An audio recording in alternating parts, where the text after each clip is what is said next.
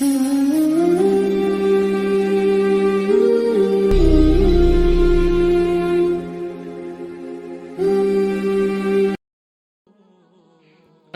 علیکم ورحمۃ اللہ تعالی وبرکاتہ۔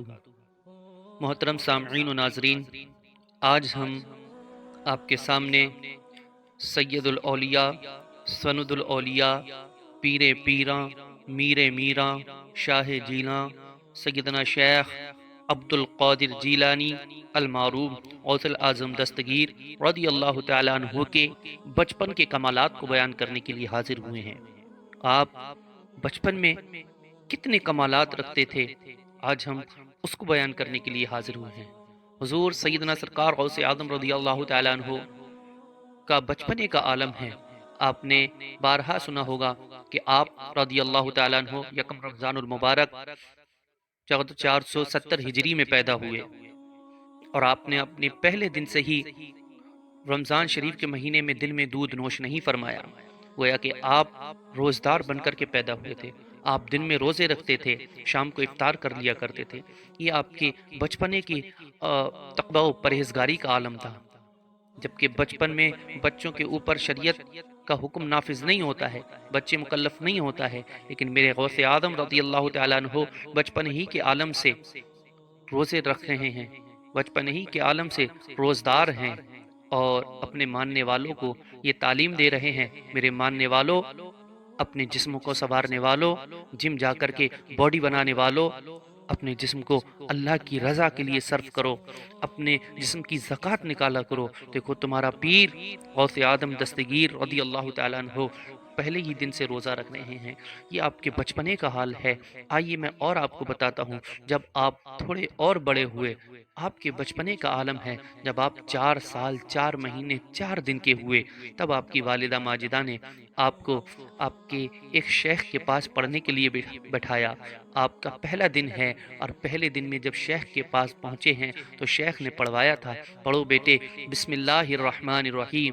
آپ رضی اللہ تعالیٰ عنہ نے پڑھنا شروع کیا، بسم اللہ الرحمن الرحیم، الحمد للہ رب العالمین، الرحمن الرحیم، مالک یوم الدین، ایاک نعبد و ایاک نستعین، اهدنا الصراط المستقیم صراط الذین انعمت علیہم غیر المغضوب علیہم ولا الضالین، آمین۔ گویا کہ آپ نے پہلا پارا، دوسرا، تیسرا، چوتھا، پانچواں، چھٹا، ساتواں، آٹھواں، نواں، 10واں، 11واں، 12واں، 13واں، 14واں، 15واں، 16واں، 17 اور 18 پارے پڑھ کر کے آپ خاموش ہوتے ہیں۔ اللہ اکبر۔ جو آپ کے شیخ تھے، جو آپ کے استاد تھے، آپ کی طرف حیرت سے دیکھتے ہیں، اور دیکھنے کے بعد انگلی دانتوں تلے دبا کر کے کہتے ہیں، بیٹے یہ بتاؤ پڑھنے آئے ہو یا پڑھانے آئے ہو؟ آج تو تمہارا پہلا دن ہے، آج تو تمہیں بسم اللہ خوانی کرنی تھی، آج تو تمہیں بسم اللہ پڑھنی تھی، لیکن آج ہی تم نے 18 پارے سنا دیے ہیں۔ بیٹے بڑے کمال کے ہو، یہ بتاؤ یہ پارے یاد کہاں سے کیے ہیں؟ بڑے کمال کے ہو، اللہ اکبر۔ اب میرے غوث اعظم رضی اللہ تعالیٰ عنہ ارشاد فرماتے ہیں، حضور اس میں میرا کوئی کمال نہیں ہے۔ حضور نے کہا، اور شیخ نے کہا، اس میں آپ کا کمال نہیں، پھر کس کا کمال ہے؟ کہا سارا کے سارا کمال میری والدہ کا ہے۔ کہا وہ کیسے؟ کہا ایسے کہ جب میں اپنی ماں کے شکم میں تھا، جب میں اپنی ماں کے بطن میں تھا، جب میں اپنی ماں کی پیٹ میں تھا، میری ماں حاملہ تھی، تب میری ماں کا یہ عالم تھا، تب میری ماں اس طریقے سے رہا کرتی تھی۔ میری ماں جب بھی کوئی گھر کے کام کرتی تھی تو پھر قرآن کی تلاوت کیا کرتی تھی، مصطفیٰ پر درود پاک پڑھا کرتی تھی، اوراد و وظائف میں مشغول رہتی تھی۔ میری ماں گھر کے کام کرتی ہے، قرآن کی تلاوت کر رہی ہے، ادھر باہر ماں قرآن کی تلاوت کرتی ہے، اندر میں عبد القادر سن سن کر کے قرآن کو یاد کر لیا کرتا ہوں۔ حضور 18 پارے میری ماں نے حفظ کر پائے تھے، 18 پارے میری ماں نے یاد کیے تھے، 18 پارے مجھے بھی زبانی یاد ہو گئے ہیں۔ اگر میں اپنی ماں کے شکم کے اندر کچھ دن اور رہ لیتا تو میں پورے قرآن کا حافظ بن کر کے پیدا ہوتا۔ سبحان اللہ، کتنی پیاری بات کہی ہے غوث اعظم نے، گویا کہ درس دینا چاہ رہے ہیں کہ اے میرے ماننے والوں لوگوں، اپنے بچوں کو قرآن کی تعلیم دیا کرو۔ اور میں اس تعلیم سے اس بات سے یہ بھی تعلیم ملتی ہے کہ اگر میری مائیں بہنیں حالت حمل میں ہوں، پریگنینٹ ہوں، تو پھر وہ گانے نہ سنا کریں، وہ ایئر فون لگا کر کے گانے نہ دیکھا کریں، نہ ہی سیریل وغیرہ دیکھا کریں، ادھر ادھر کی برائیاں نہ کیا کریں، بلکہ قرآن کی تلاوت کیا کریں، مصطفیٰ پر نعتیں پڑھا کریں، مصطفیٰ پر درود پڑھا کریں، اوراد و وظائف پڑھا کریں۔ ہوتا یہ ہے جو تم اس عالم میں کرتی ہو تمہارا بچہ وہی اس کے عمل کو قبول کرتا ہے۔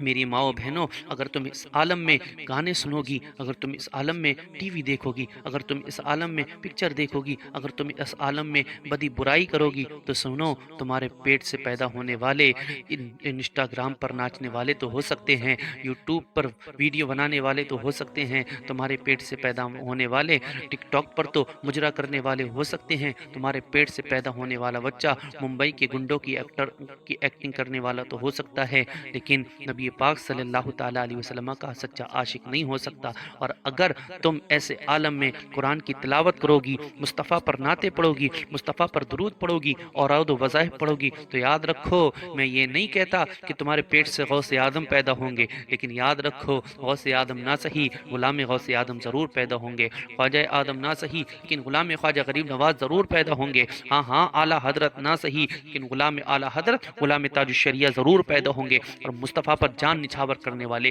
ایسے عاشق پیدا ہوں گے جو نبی کے نام پر مر مٹنے کے لیے تیار ہیں، اور یہی کہیں گے، بتلا دو گستاخ نبی کو، غیرت مسلم زندہ ہے، ان پر مر مٹنے کا جذبہ کل بھی تھا اور آج بھی ہے۔ میرے بھائیوں، اپنے اپنے بچوں کو غوث اعظم کی حالات بتایا کریں، غوث اعظم کی سیرت پڑھایا کریں، غوث اعظم کے واقعات بتایا کریں، تاکہ ہمارے بچوں کے دلوں میں، ہمارے بچوں کے ذہنوں میں یہ بات پیوست ہو جائے کہ ہمارے پیر روشن ضمیر سیدنا شیخ عبد القادر جیلانی رضی اللہ تعالیٰ عنہ قرآن کی تلاوت بھی کیا کرتے تھے، نمازوں کی پابندی بھی کیا کرتے تھے، روزے بھی رکھا کرتے تھے، اور ساتھ ساتھ مخلوق خدا کی خدمت بھی کیا کرتے تھے۔ قرآن سے کتنی محبت تھی آپ نے اپنے بچپنے کے عالم میں ہی بتا دیا، روزوں سے کتنی محبت تھی آپ نے روزہ رکھ کر ہی بتا دیا۔ تو میرے بھائیوں، ہمیں چاہیے کہ ہم اپنے بچوں کو بیٹھ کر کے سیدنا سرکار غوث اعظم رضی اللہ تعالیٰ عنہ کی سیرت بیان کیا کریں۔ سبحان اللہ، یہ ہے میرے آقا سیدنا سرکار غوث اعظم، اور یہ ہیں ان کے بچپنے کے کمالات۔ السلام علیکم ورحمۃ اللہ تعالی وبرکاتہ۔